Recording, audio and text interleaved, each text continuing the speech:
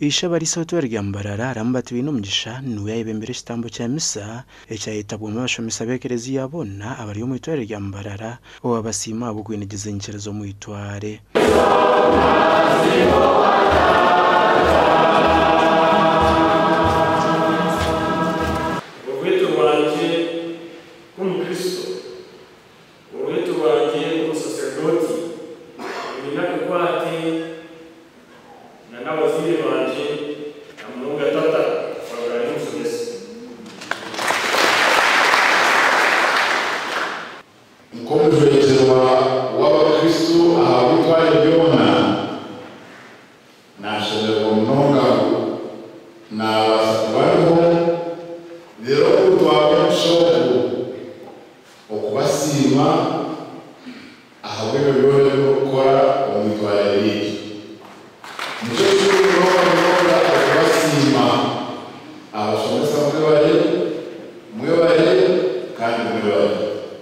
Ishaba risa yongera yabashabo kuguma be kwasizo mutunganirizo wabo omuyikirira Andrea Kahwa babone kushoronze ryo muga gwabo omuzire bikira mu nekrisia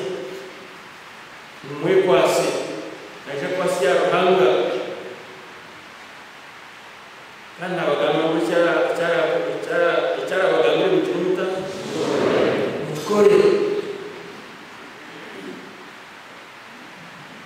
amizikawa amagaragabo ufero kwabo imirimo yabo yashakamizi yapa wese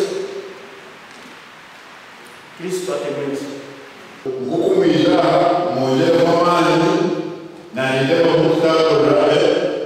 omchezo wo kusimba bashobesa uwezo kushobesa akamana mugatwale umuze muri gukora omukusobese dini na byose gukora mubiyongere mu mana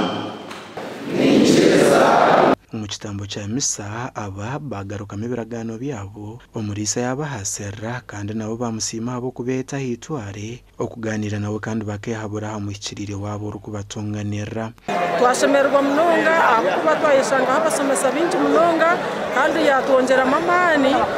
atwereza umugishago kuzagumiza mu turangirire kigambo cya ruhanga muri soko yatugambira kwino kongera kuronda entamaze ninga entamaza Kristo kongera kuzirangira ikigambo cya mukama akontara bo bintu byinshi nkabashomesa